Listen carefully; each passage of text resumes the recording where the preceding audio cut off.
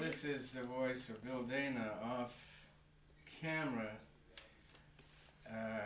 asking Mr. Louis and I if to set us all in a mood. Yes. You would do a medley of dog barks. That's a rather strange desire. But when I was in radio, I would also play human beings. And then if you needed a dog, I would just lean back and go, "Ruh, ruh, ruh, ruh." And then the director would say, could you put that in the distance, way off?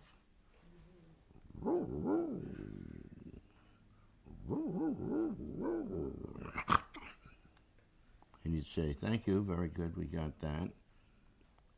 How about dog fighting another dog?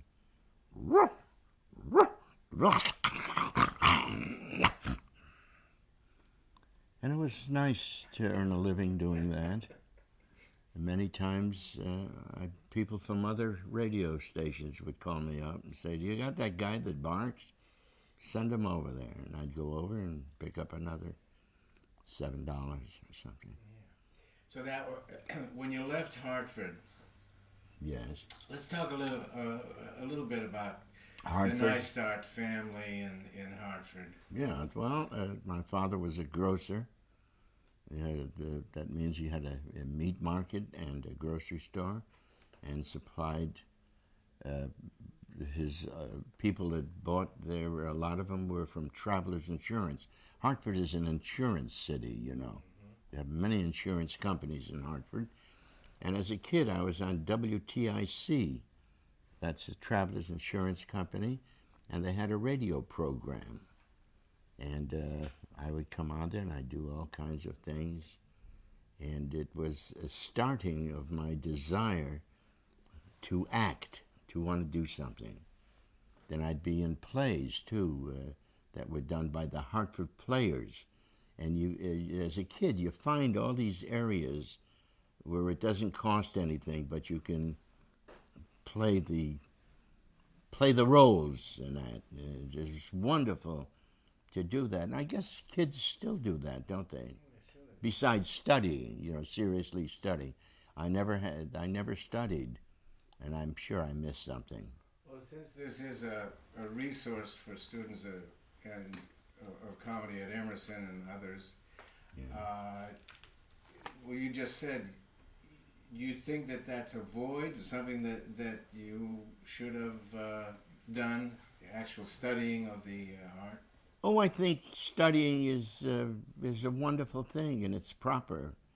I often thought that, gee, if I had gone to college, university, I might have had an easier life, starting off with some good director in college that they usually have. Yes, I would say it's wonderful to study a group. And some of our best actors are college students that belong to clubs at their universities. So you went then from Hartford, right? Did you have a radio gig, before you left Hartford? When I was in Hartford, when you went into New York? Yeah, I was on WTIC in Hartford, as we said. Is that what you asked me? No, I'm asking. Well, try to be a little clear. I'm sorry, I lost my temper. Jenny's gonna jump in anytime. Sure. Sure. Come on, Jenny. Going back to talking about that you didn't have a formal education. That's right. In acting, yet you had a desire early on to be on stage. Yeah. And to be in radio, and you were on Crime Doctors was one of the shows that you were on. Yeah. I'm Crime curious. Doctors. Yeah, you know, it's a wonderful thing when you think back of your life, if that stimulates you to some point, of the things that you did to learn about that. Movies were always a great challenge. I used to love to go to see funny character people in the movies, you know. And silent pictures, I remember seeing a lot of silent pictures in some of the old theaters, you know, where they always had letters. They had letters where somebody opened the letter.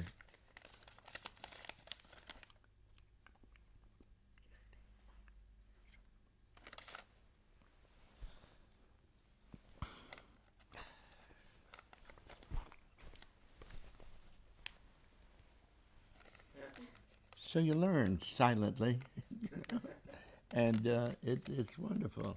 Also, I noticed that if you had a fire, now that I have a piece of paper in my hand, if you close your eyes, listen to the burning.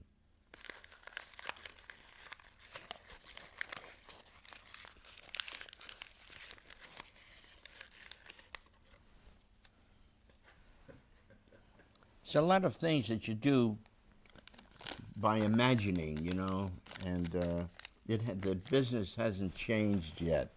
It hasn't changed that much.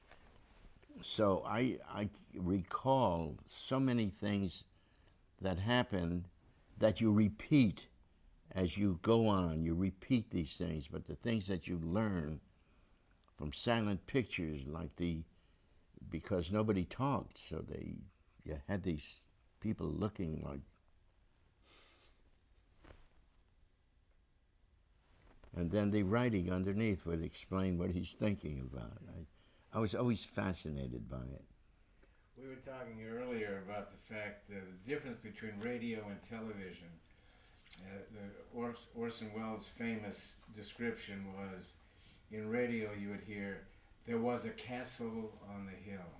Uh-huh. You could see whatever your castle was. Yes, exactly. And in television, there was a castle on the hill, and the set decorator says, was that post-Crusades or pre-Crusades, and we only have $80 to make it. Share your experience in the effect the radio had on you and your imagination, and then when you went on camera. I don't know. I can't think of anything in that area. I can't think. What do you mean? Well, like at NBC, you had the radio studios, and you'd go in there. You'd go in, yeah. Argyle Sunday I used to do, right. And adventurous things used to do. But you'd paint all those wonderful pictures in the listener's mind. Oh, of course, yeah. And then you went into 3A with Ed Hurley or something like that, and then what you see is what you get. Yeah. It's a living.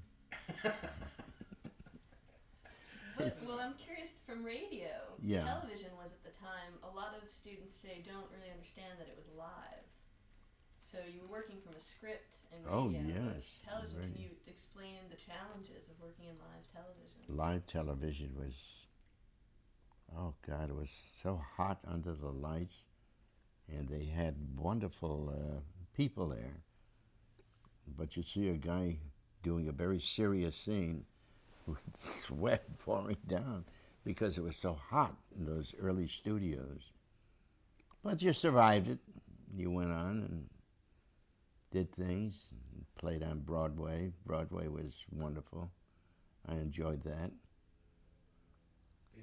Did you do television, commercial television, before you went on Broadway? Yes, before that, yeah. Yeah, you were in several TV shows and several Broadway shows. But what I'm curious about is what drew you to the comedy end of the spectrum rather than serious acting. Well, yeah, on Broadway you start immediately. If you do a job, and it's even a small job in a play, and it's funny, people already decorate you with a funny guy. And you just keep improving on it all the time, and playing larger parts. Or sometimes, you come in and almost save a show by having the show get lighter, and it's pleasant, It's a guy that talks maybe a little differently than the other actor, and his part is outstanding because he's screaming. And everybody says, he's a good yeller. he's good. He yells and he gets his part. You know, I like all kinds of acting. I don't bother with dislike. I like bad actors very much because you learn from them. You know. Thank you. I'll take that as a compliment. Thank you, Phil.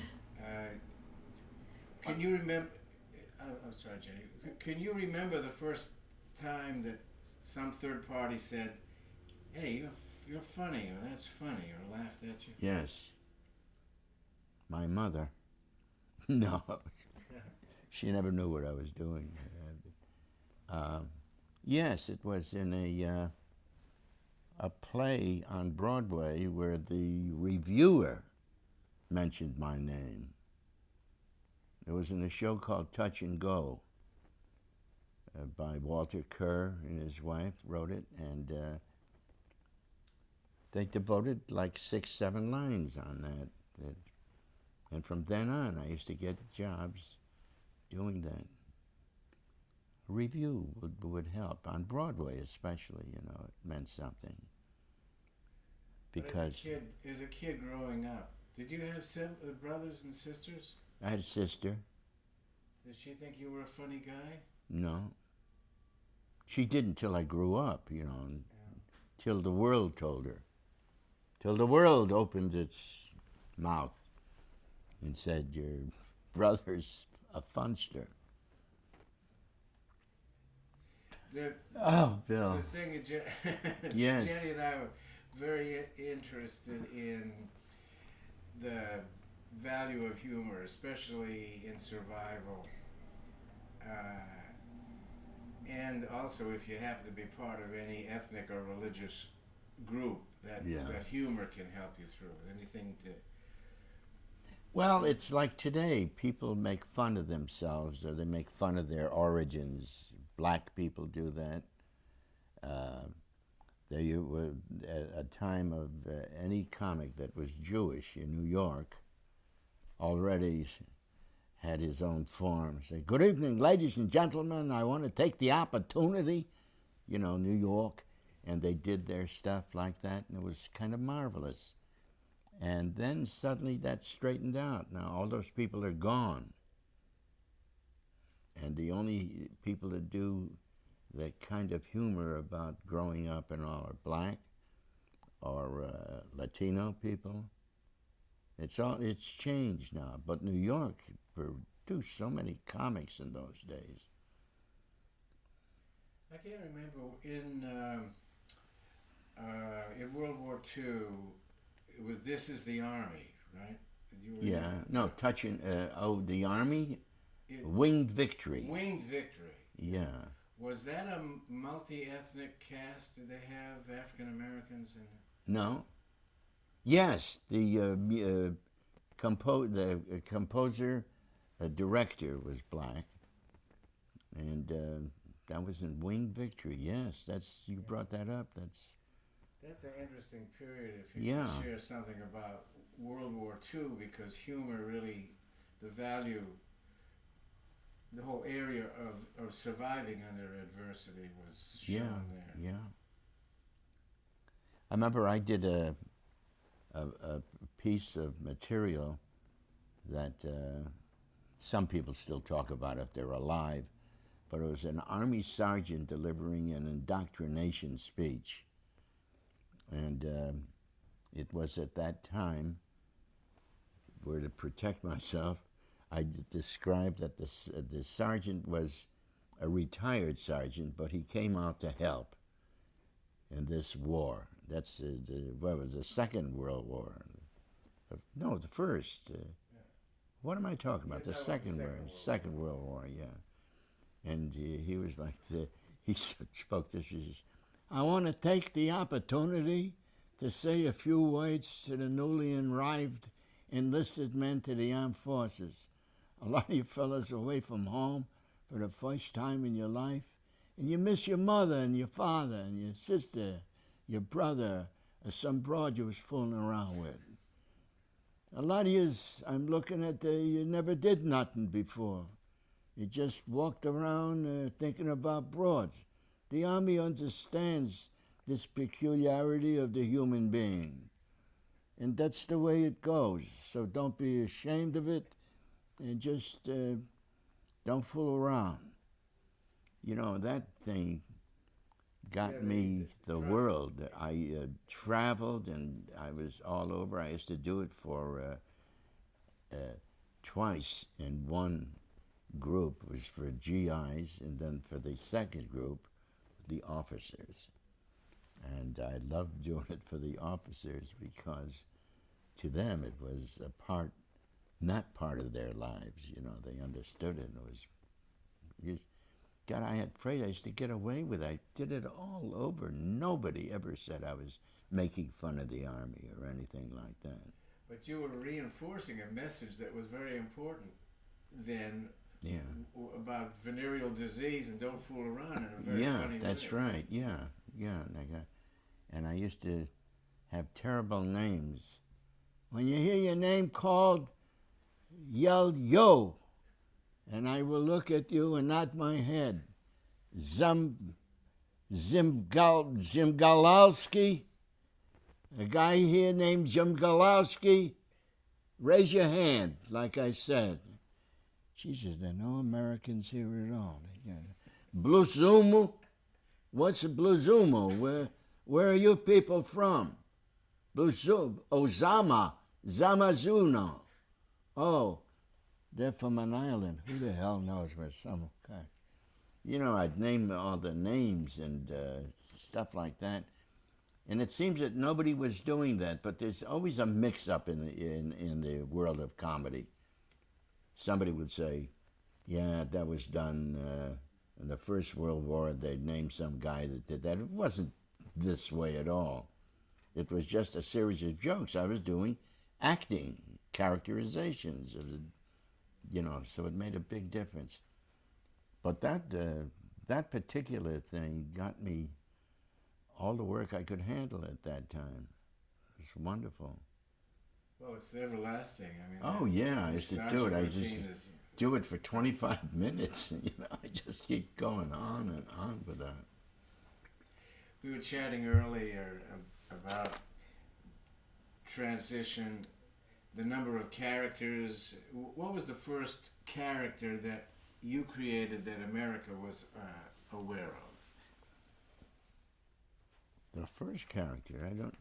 Well, we were talking about that you have such a versatility and you did so many great characters. I know one of my favorite was Harvey Footlight, the old vaudevillian. And before we get into where Bill's going, I wonder if you could, talk about, you were one of these few comics bringing back sort of old Broadway. Oh, yes. Well, I'll tell you, that little machine in the back that you had comedy on it, old-fashioned comedy, but they didn't do anything funny, but I used to hear it. And then a couple of years later, when I first heard it, it impressed me. I said, of course. He said, well, it's morning time, and it's time for me to go out and milk the cows. I have to get a couple of quarts ready to sell them around. That's what I do. And he'd do that over and over again, and it was like no material at all, it was just what he did for a living. And then they had the singers, that 4 or 5, and they'd sing a song about the choo-choo train is coming to town. So, you hear these things and it floods into your mind and it becomes part of your, of what you eat up that'll feed you, comedically speaking. And of course, when you're a kid, too, you start in those days with the different nationalities around. You found that if you did them, people admired it rather than said, you're making fun of me. I don't know. I used to do, a lot of people thought I was Italian descent, and I'm not. But I used to do a guy that used to come to my father's store and says, Yama come here to buy a pound of tomato. And I bring home the tomato, and I cut them up with a big knife. Then I take an onion. I take the onion, I cut them up with the same knife and mix them up there. With olive oil, I take a piece of garlic and crush it up good, and I rub it in there. And I rub the whole bowl around with that. And that garlic gives that a nice taste, and it's healthy for you. A doctor told me one time that garlic, if you want to have children when you get married, eat a lot of garlic. So you thank everybody for all the information you get, and then you do it. And it comes out humorous, funny or whatever. But it is a touchy subject because sometimes you could be doing a character and it might become offensive to someone, but you seem to have been able to carry it off. And I know that you worked with Jack Benny, and one of the things he said about being a successful comic is that people have to like you. And I wonder, how you managed to really get away maybe with doing some of these characters where comics today maybe are a little more crass. Well, I think of Benny, that the first time I did him, we were at a college, UCLA, and it was a show for the introduction of a new singer. He was a fat kid, and he became like a legendary singer in Vegas. I can't think of his name, which is harmful. Oh, you mean Big Wayne Newton. Yeah. Right, Wayne Newton. That's right. If I could sing high. Yeah, and I was on the Benny show, and while I was on the Benny show, I was doing all these things while I was talking to him. Now look here, Jack. I said, Jesus, I'm doing Jack Benny. And he loved it. He wanted that. He was such a dear, dear man. He was lovely to work with and to be with. Bob Hope was the same. Bob Hope was so helpful, He'd say, fix that for Louis, for God's sakes. What's happening here today? In rehearsal, And four old writers would hobble over, come down and say, I'll do it this way. And all right, it'll be all right. He'll like it. Do it over again, but loud. They give you direction and all that. Those were wonderful days. It made you feel so good. You know that, Bill. Yeah. It was such a nice part of your life, Here you are with these people that are your treasures, and you're looking at them and working at them. Durante was wonderful to work with. Did they show a thing where I'm dancing on his program? No, but if you I let played us it. have it, we'll show it. There is one that they did, and there's so many wonderful things with Durante, and he. I played an Indian on his program. I came out with jet black hair and the thing, and my opening line was, "Hi." That's all. Yeah. And the place fell down, And the writers were all kinds of things to say as an Indian, And I said, "Hi." That was a precursor to the dreaded Gordon Hathaway years later. Yeah, I'm sure. Yeah, we'd like to talk about a little bit about, you had such a versatility and such a range in characters, but the one that you probably are best known for is Gordon Hathaway, but I know that you don't particularly care for Gordon. But I wonder if you could talk a little bit about how it evolved and how you got to Steve Allen's show to begin with. Steve Allen loved the hat that I came in one day, and they put the hat on, and he says, "We're gonna you're gonna be, you're a married guy and you have children and all that, but you have a very light way about you." He says, "Play that thing." And I did, Hi-ho, Steve Areno. I never in my life thought that would become like a big thing, where people would write away for pictures and to record Hi-ho. But I don't know why that happens. I think people liked it, that's all. He was a gentlemanly guy. And class. I was a little class there. And Hi Ho was his heading when he Well, he talked. could have been any number of ad agency guys. Yes, of course. You'd find these guys around all over, you know. And it was exciting because there was a hint of mint in a day, Yes, in a day yeah. when you didn't talk about Yeah. that. Well, Hope once told me, he says, that's great. He says, just a touch. He says, yeah. Because they were doing that. Watch carefully next time you see a Bob Hope show. You'll see a little area where it's a little mint is put in like that. And of course, Benny, you know, always like. Yes. Have you ever figured out, I mean, you've been in this business for so long, what it is that makes people laugh? I don't know. I've never found the proper words, even though my wife is so smart and she failed to give me the proper words. I don't know why. I guess it's when you do it, and there's a quality coming from you that makes something funny. I mean, how else? Unless you're funny looking is a great help too. When the man we just mentioned, Jack Benny? no, I was thinking of name funny looking people in the business. Don Knotts. Yeah, well, look at Don, sweet little Don, you know, with getting upset about something. Remember him? How he'd do when he'd choke and he'd do the weather. He played a weather guy on that. It just brilliant. And he did it with, always had that slight little cough, just a tiny, you know. And you find these things about yourself. You make fun of yourself too.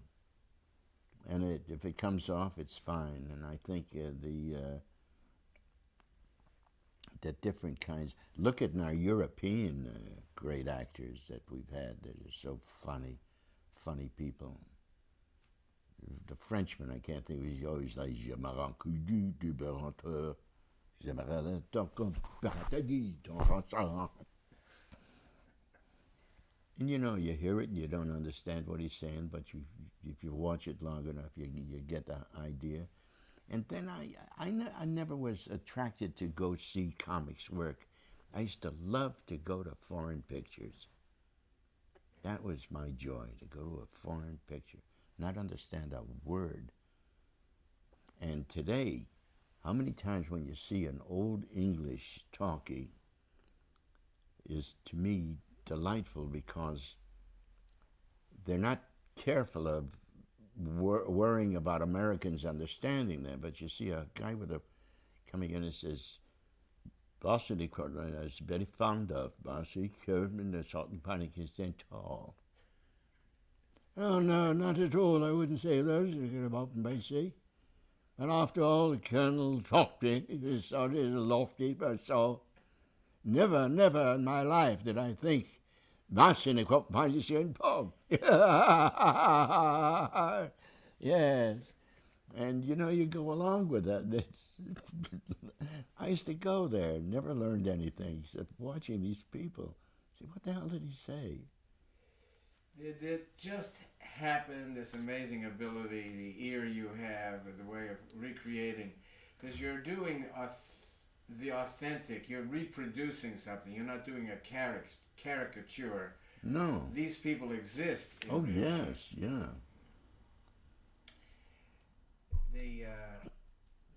Did you have feelings about, I'm trying to think who I would use as an example that did an unkind caricature of either a nationality or a religion or a dialect. Huh. Anyway, on we go. Yeah. Yes. Both crime, då ska det keep on going. Let's go. Let's not talk it. Influences some more about Yeah, that's good. the importance of your influences, obviously, in your career, in real life, and also so from these actors of stage and screen that you were listening to and watching. Yeah. I'm wondering if you could talk a little, because you're speaking to students and researchers, the importance of knowing who came before you. How important is it to know what the jokes were, and are there certain jokes that everyone just needs to have? I think it's wonderful if you can do a little research to see what your business is like and what people sounded like and how they worked. I think it all adds to it. Plus, looking at some wonderful straight characters, and it doesn't have to be comedy. Just look at wonderful actors. Larry, the writer, Wild. Larry, what's his name? I can't think. Gelbart? Gelbart was talking about that one night. Yeah. About watching all these real things, and my God, you watch as much time as I did in New York. We used to have theaters where they played only French and foreign films. Remember on 42nd Street? Mm-hmm. You go there, you give them their coins, and you sit down, and you see a whole show with a great actor, the French actors and the English actors. I also like the juveniles, English juveniles were so like. When I first heard the word "mame," imagine a guy talking about his mame. It just hits you here, They say mame. Oh no, not at all. Yes, of course. Very good, thank you. For a student,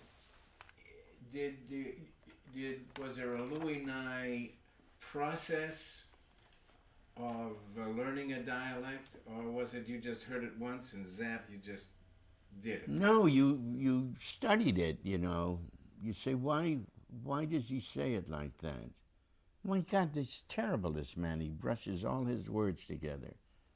So you rushed your words together just like he did that, and then people laughed because they heard it, but they heard it from me. See, that's that little extra thing that you have to think about all the time. It's just a little bit of difference, What was the English actor that I did so much with him? We used to, oh, See God. Aubrey Smith? No, a younger man. He just died a couple of years ago. Plump. Oh, Peter Ustinov. Peter Ustinov. Oh, my God. One time on Peter Ustinov came in late on the Steve Allen show. He flew in, and he had other business to do. So I went to him, and I said, Peter, let's do 2 Russian soldiers, but of very high rank. I said, like a general, we'll salute each other, and we'll talk. That's all the information. And he nodded his head, he took his jacket off, and we gave him, and he says, why do they always have to give you a funny-looking jacket? And was peed off about the whole thing. So they got him another one that looked better, and they got me one. And I walked in with a limp. He was already sitting in a chair. I walked in with a limp, and I said to him, Brasiel stratavaitsi bronkud kradial. And he got up and answered me in Russian. That wasn't Russian, that was double talk. But he did it, and it sounded what I did. And he said, what he did was he did that. He also, because when we discussed what we were going to do, I said, we'll be a little sick in the stomach, both of us, in age. And I said, a bad foot, a bad arm from the Army. He says, yes, doing that. So, God, getting up to greet me, he was already doing this, He get up like with great pain. It was beautiful to see.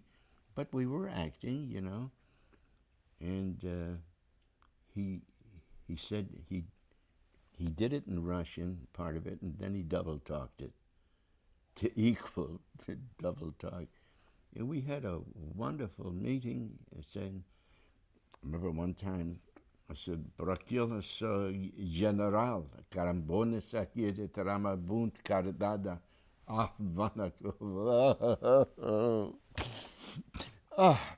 And then he did one of his to show you how upset he was about his friend that died, in the army. And it went on, and I'd give anything to get a hold of wherever that is. But Steve was so delighted with it that he let it on. He kept doing this all the time. Well, Steve was, having been lucky enough to be part of that team, Steve was always in on the gag. I remember poor Louis Nye was the brunt of so many gags. Putting real booze in. Oh yeah. But the thing was, we knew that you'd go through it, and this is live television. Yeah. What was that? I played a gangster. Well, there was one in the telephone booth. Did we lock the booth so you couldn't get out? I can't. Don was in the telephone booth. Oh. He was at the bar. Oh, okay. Oh, Don couldn't get out. Yeah, he could. Well, he could, but he didn't. He was fooling. And they put real bourbon instead of, I guess, iced tea is what you usually do. But I mean, when people play pranks like that on live television, you're forced to maybe explain. Well, when it hit me, when you first drink, booze like that, while it's going down, you don't. It's when you go stop, you go. Oh. Then you know something happened. So when that hit me, I went in for like a minute and a half of all kinds of things, doing that to get my body straight, like that.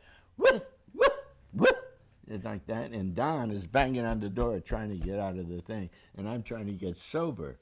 So those were the things you can't get in the script. So you create that. The one that I remember, I don't know if you were in that or not.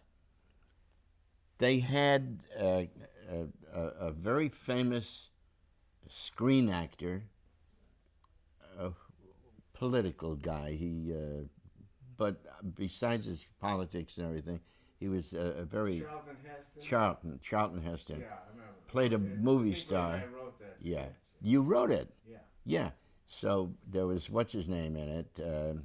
Don Knotts played a squimpy little Western character, and with drinking, and I was the guy that did this. Clapboard. Yeah, but what I did with the clapboard wasn't in the script, and it was this. I said, scene 12, on so forth and so forth. Let's go, everybody. Ah! I got my finger caught in the thing, and I did a dance of, what do you call it? Now, Tom Poston, bless him, comes over, not laughing, nothing. It'll be all right, and doing this to me to show that it would be all right. And we did it again, and I went like that from the pain, and we went on with the show. See, we knew what to do with each other all the time. If you remember, that sketch was a formula. Hinckley and I came up with that. It was Leonard Stern was on the show. Yeah, right. But the idea was, why does it take so long to get 5 or 6 seconds of film? And then we did it, and Charlton Heston was the clumsy cowboy, tried to put his foot over the chair, and remember he knocked it over, and then your character comes in and does everything. Yeah. And I had lived on that too. I said, you're doing an awfully wonderful job on this. They are crazy about you here. And I whispered that to him. It's on camera. Yeah. They did that. So that's the way we worked. Yeah. Charlton Heston. Then we did the same formula later on with Martha Ray. That was when Don came in and said, "Hey, Costa Bobsa here. Hey, Yeah. And you were doing your eye rolls of why this guy's looking at the watch." Yeah. And that became later on Species Spicy Meatball. That was the same formula. Oh, We never made a dime.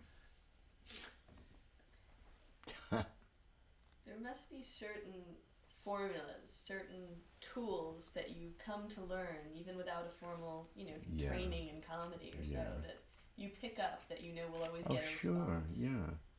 Well, I knew getting my finger caught in the, what do you call that? I always forget. Clapboard. The clapboard, in doing a really legitimate, I'm hurt kind of a thing, and they came over and to be very helpful, and we went on with the sketch. So that's working when you work with a group and we understand each other. That makes it wonderful that way. There also seemed to be, there was a Dick Van Dyke bit I saw where he's discussing how it's not right for people to laugh at someone in pain, but the whole skit has a series of foibles where he gets his hand caught and he falls off a desk and he breaks his leg, all the Sure. while very sincerely saying it's not right to laugh at someone, but the Yeah. audience is howling. Sure. That's the way it goes. So Geddes, as our Jewish friends might say. Yeah. We talked about the business of humor and the agent, the manager, all of that support system. What's your take on it? Have you been helped more or hindered more? Well, anybody that used to say they want to help me, I would let them help me, and it's wrong, because a lot of people that shouldn't do that. Let me take care of that for you. They don't know what they're talking about. But there have been decent, wonderful agents, and if you're lucky enough to have somebody that understands that area of the business, you're a lucky guy, because they can be very helpful. And then after a while, when you get into a kind of where you get paid well for a shot of whatever you do, you have one agent, and he's primarily, he's your guy, and you don't look around for anybody else after a while. Agents can be very harmful to you too. You can have an agent who doesn't. When I say harmful, I shouldn't. I mean, you get terribly embarrassed. He doesn't want to handle you. You have to go to somebody else. He's not delighted with you. He has too many people he's delighted with, so he doesn't You need haven't had another that one. experience, have Sure. you? You did? Oh yeah. I've had that. Early, And then the same man wanted me back again when I started doing good shows and stuff with wonderful offers of that. So I told him, I said, I don't want to sign with you or anything like that, but I'll take those 2 jobs. He says, perfect. And what happens, you get to be stronger if you survive. It's a matter of survival. You get to be stronger about yourself and what to do and how to do it. And that'll keep you content as much as you can. But most people in the business are kind of unhappy. Nothing comes off exactly the way you want it. And if you let it get to you, it makes your life a mess. And you end up kind of drinking a little more than you should. I think drinking is very helpful sometimes, if your body can stand it, not to take too much, We talked with Cavett. You and I, as pals, have talked over the years about what we were calling the Pagliacci syndrome, that seems to be an epidemic in comedians. Some form of depression, Shecky. Oh yeah, sure. Have you gone through it where you didn't want to work for a while? Just for a couple of decades.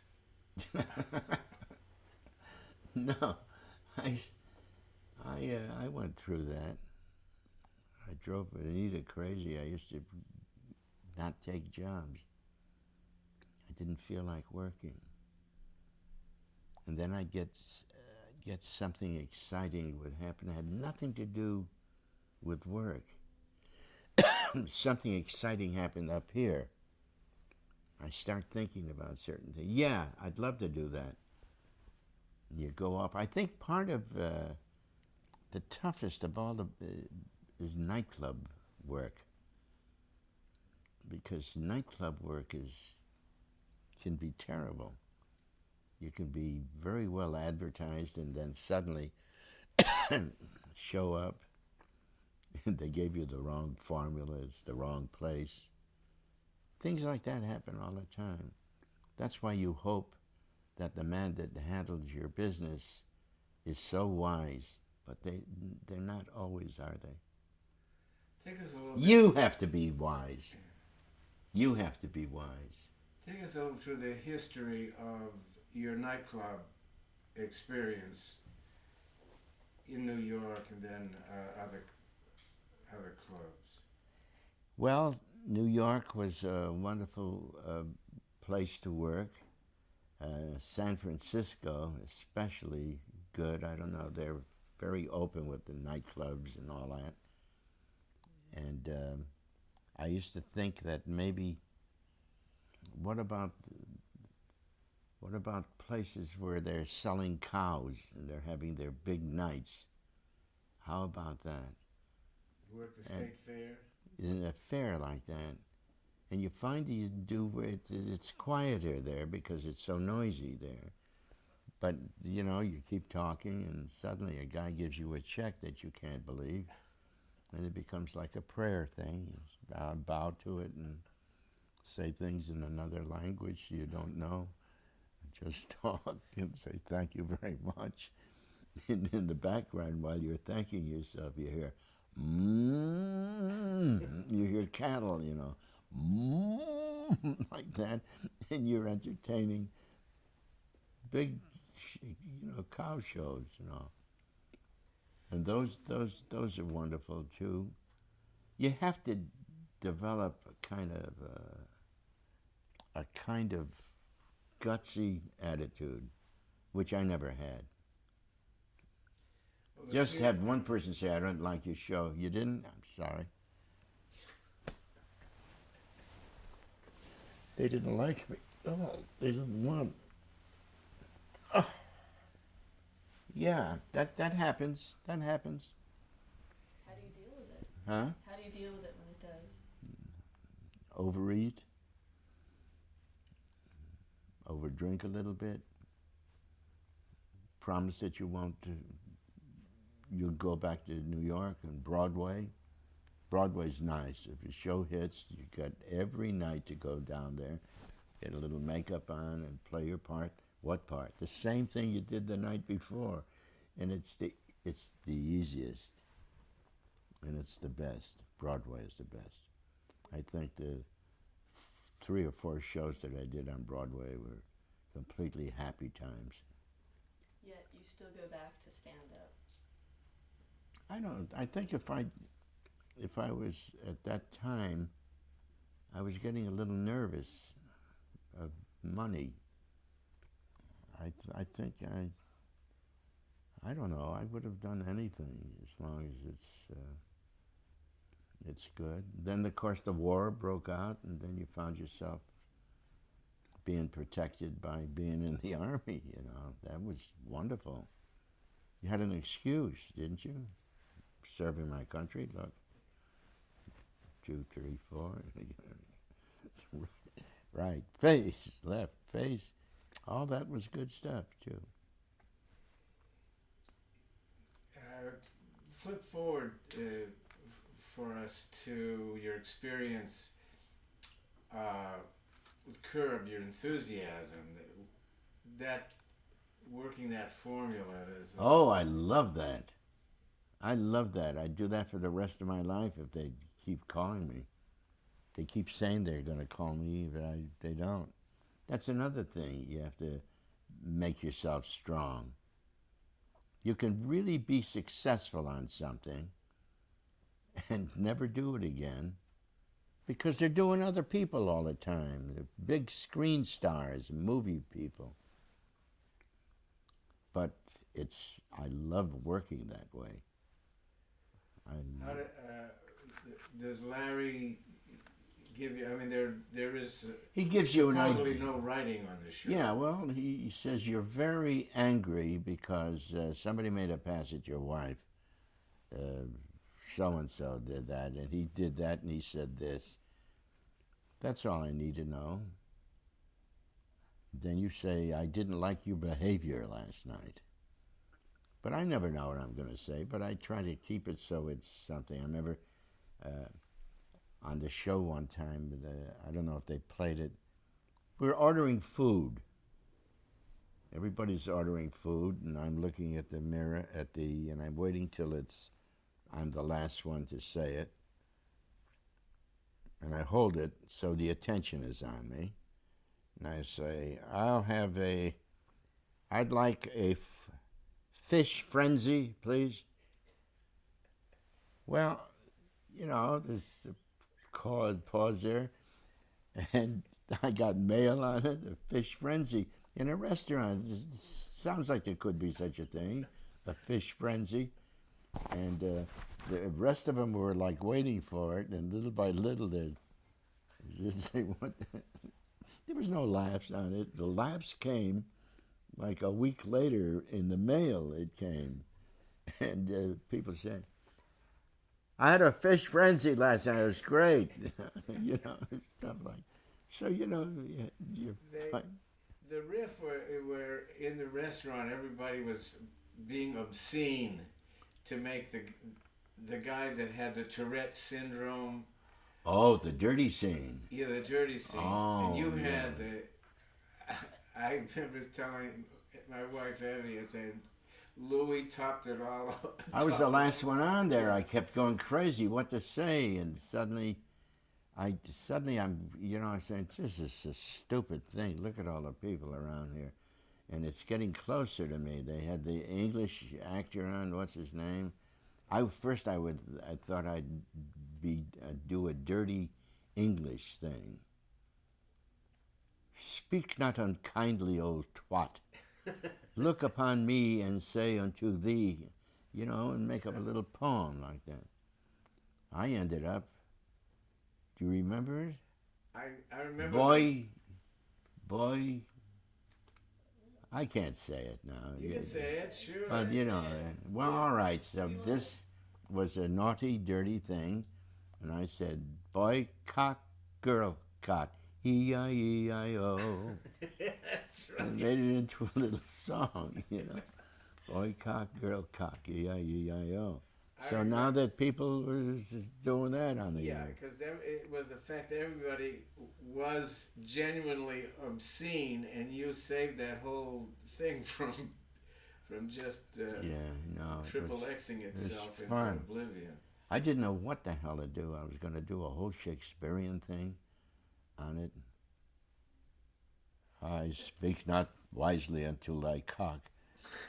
Speak unto him who ripped the cauldron of thy room, Doc. Sadness, and just make it sound Shakespearean. I said, Jesus. So I ended up with that little thing. But the reason I think it was so brilliant was that it takes back to the time when you could not say any of those words on television. Right. And you had to be very creative with being dirty. Because you guys on the Steve Allen Show, it was very raunchy, but it was subtle. Yeah. So I wonder if you have anything to say about comedy today versus then, and was it easier, was it harder, a challenge? I don't know. I don't think I don't remember raunchiness on the Steve Allen Show. No.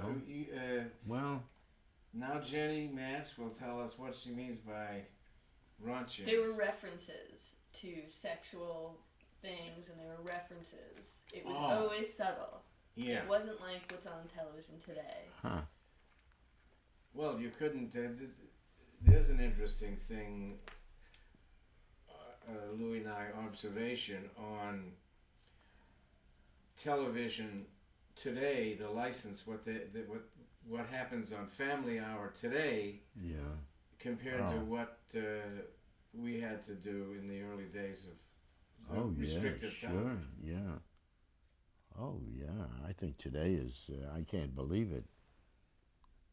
There's like a layer of great horniness on television. You know, there are programs, I can't even tell you the name of them, but they come on for a minute and a half or 2 minutes, and everybody is over made up with things bouncing around and behinds, and then they lower it a little more, and it goes on, and I wonder what the hell, who produces all these things? Who are these children on? Some of the girls are like kids. Do you watch that at all? Quiet, I'm watching it now. Yeah, it's strange. I can't. I don't know how that happens. It just never stops. But what strikes me watching the older shows is that it wasn't necessary to do that. You were funny without the sexy. Apparently, yeah, we got away with it like that. But remember burlesque? Oh, sure. Well, I wish that would be a lovely thing if they did it again. It apparently hasn't. Vegas tried it for a while, using the old script where a pretty girl passed by with her behind going like that, and the comic goes without saying a word, and you knew exactly because the girl passed by with her behind, right? So you knew exactly what was going on, and it wasn't like our naughtiness again. It was just almost childish naughtiness, you know. Old Howard Theater had a sign up, if you said hell or damn, you'd go to jail. Burlesque theater. Yeah. You never played burlesque, did you? No. I did a couple of, on the Allen Show, we did, Don Knotts and I, with Lou Costello. Yeah, Here Come the Judge and all this. Yeah. That was a form. It was you went from one show to the other, and you remembered the payoffs on all these things. So you could, and these were all learned things, and you played them over and over again. So you had the audience would go and expect to see that, and they would, and there was something wonderfully joyous about it. I knew he was going to say that. You know, they loved it. And the dancing, the lady striptease were wonderful. Some of them were very artistic, you know, done well. Yeah, that I just read an article recently about the art of strip teasing. In mind, keeping in mind that there are students of comedy watching you as we speak, what would you, if you were a student, what would you want to hear Louis Nye say about a career in comedy? Wow. Do it. Just go and do it. And if you don't work much, you get stomach ache because you're not eating right. But do it. I think to me, the saddest thing about youth is not to do what you wanted to do, but 12, 14 years pass by, and you still have that feeling, and your face is getting old, your hair is losing ground, and you really can't spend much money on a good wig, and you go to your grave wishing that you had done that thing.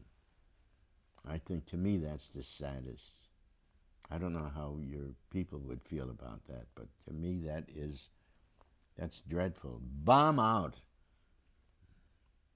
But do it proudly and say, I try to act, but I can't act. And you quit. But to go on and have it in here all the time, to me, is It's an illness. It's a terrible illness. Could you talk a little bit about sacrifices that you must make in order to be in this business, because it is a hard business? Well, in my time, old timers would say to me, have a dark jacket and a pants to match. I said, tuxedo, yeah, but you can get away if you just have the shirt. And have a certain way of life. It's almost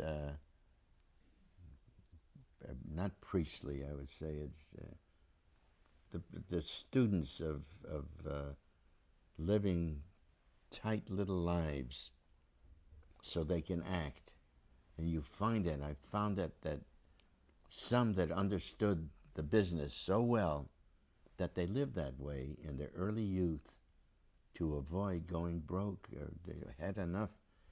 If you can't get a meal, for Christ's sakes, buy an apple and have some peanuts around. That's nourishing. And have the apple. That'll be your supper. And in those days, what was it, 15 cents? Get a big fat apple and some peanuts. And live that kind of a life till you can afford. And I have met people that have done that. And you know what? A lot of them were college kids that got out of the university. They went. The thing about colleges is that they have their own theaters many times. But those that don't, you have to find an area, some kind of group that have players, and learn all you can, and then graduate to a little place where they say, we'll give you $20 for this. Can you be here tomorrow night? Well, no, at the end of the 4 nights that we're open, you get $20 with it. And in those days, it's $20 that would carry you for a week and a half. Yes, there is. You have to sacrifice for something that you really feel you love. Even if you find out after, when you get it, you hate it. You don't want any part of it. I had a friend like that. Alex was his name. Fine-looking guy who wanted to be an actor, and suddenly he said, I can't stand walking around to look at some goddamn guy telling you what to do. I don't like that crap at all. So he went back and he got into business with his papa. And when Papa died, he took over the business.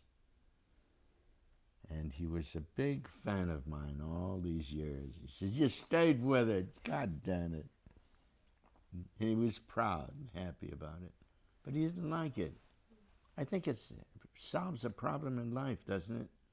To know what you really... He didn't want it that much. It wasn't that important to him. To me, it was important. Or I would have been a grocery boy. What would you like, Mrs. Brown? Oh, some of the cheddar cheese? Yeah. Well, you want half a pound. I think that's what you always order. Yeah, okay. Yeah, well, I just guess at it. Half a pound. Weigh it on a scale. I loved it. I think that's a beautiful sentiment, find what you love to do and just go out and do it. That's right. But, yeah. A lot of people obviously fall by the wayside when they aren't prepared that it's going to be so much work and sacrifice. Yeah. I'm wondering what really drove you to this profession, and why is it that you've survived after decades and decades in it, you're still doing it? Well, I just liked it because you don't have to work all the time. I swear to God, I mean that. I used to do this. It drove an agent crazy. I'd have 4 club dates, 1 television show. This was all done like within 12 days or something like that. Then I'd get a call to go to Cleveland. And I'd say, I just came back. I don't want to do nothing. What do you mean you don't want to do? Well, I'm fine. I got me these, and I thank you for it. I just want to be home now. You're not supposed to do that. You're supposed to be like a gypsy. gypsies only like to work when they feel like they need to. I did that a lot. No, I don't. No, that's all right. Let Jack do it. He likes to do it. I want to stay home. Peter's a year and a half old. The little boy you got to hang around. Jesus, Louis, I never heard of anything like that. The kid got a mother. He got a home. What the hell do you? No, please. I don't want to go out. I want to get my thoughts together. I didn't get my thoughts together. I just didn't want to go out of town again. It's enough. You're not supposed to do that. At the beck and call, if you're sick or whatever, be available to work.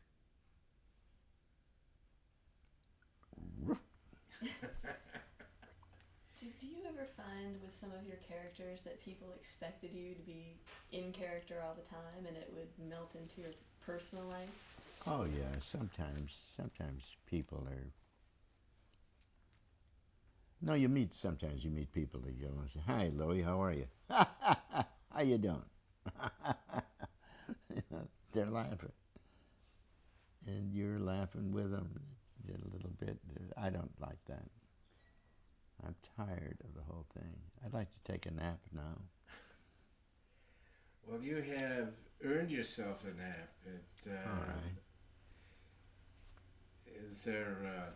if I can interrupt you, with the University of...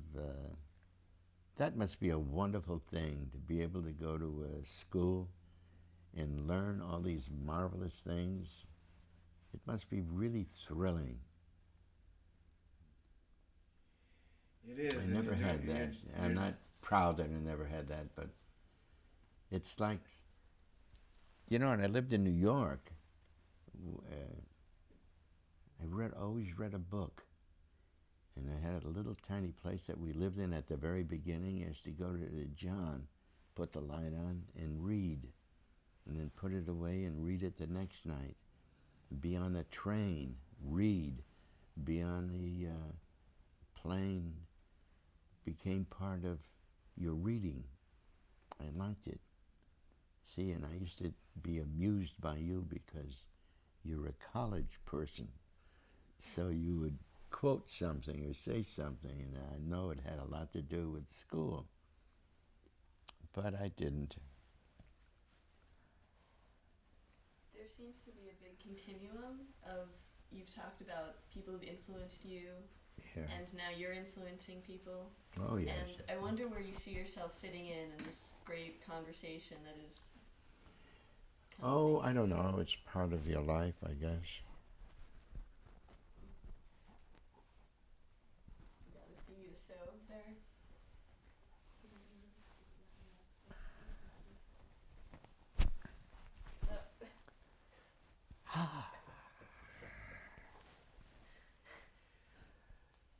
Louis, Yes. I love you, and you've demonstrated why. On behalf of Emerson College Oh, thank you. and all of its students and heirs and assigns, muchísimas gracias. Students, I want to say to you, study and enjoy studying. And sometimes when you're sitting around, you have nothing to do, try out voices, a little bark. Find out little things about yourself, but be nice to yourself. Thank you, Louis. Thank you. Louis Nye. Thank you. Thank you. Loveliness.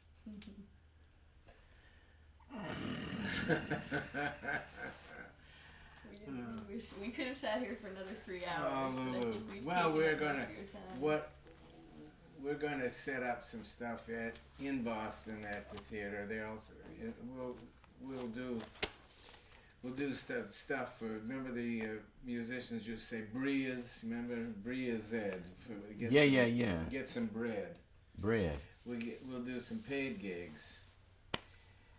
And this is terrific, Lou. You know what we didn't get to is talking about originality and how you avoid stealing bits and what you feel about people who have maybe stolen some of your bits and become better known with them.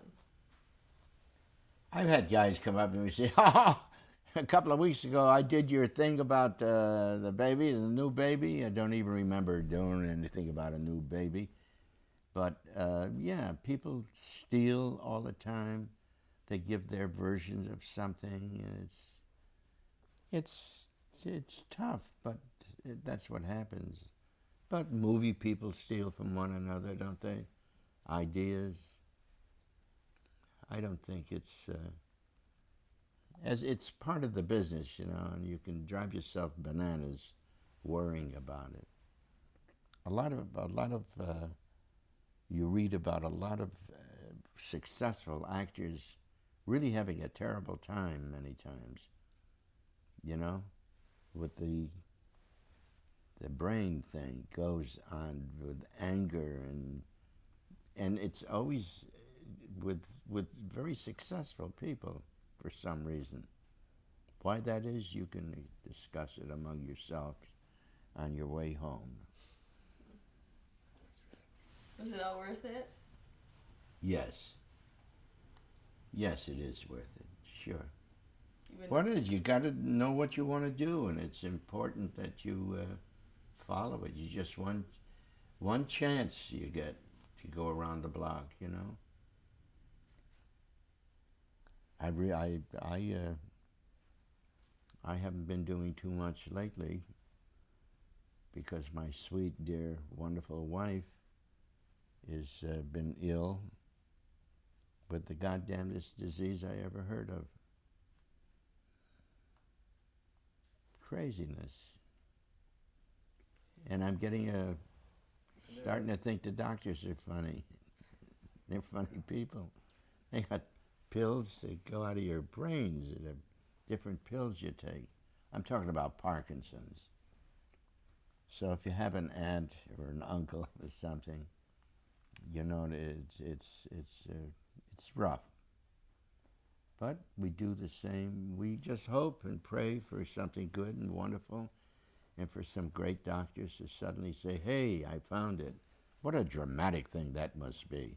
Well, we're Just, on our way. Let's get rid of this administration and get some stem cell research. oh yeah. Oh God, how can anybody I'm wondering fund this? people always think that comedians are on all the time and they're, always funny, and you have to deal with a lot of serious things just like everyone else. Oh, sure. But I wonder if your ability to laugh has helped you at all through this.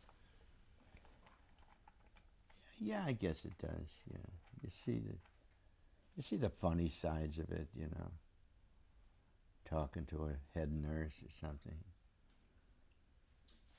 When somebody's really ill, the nurse says, "Well, you're feeling much better today, I can tell that." And the person says, "Oh, right.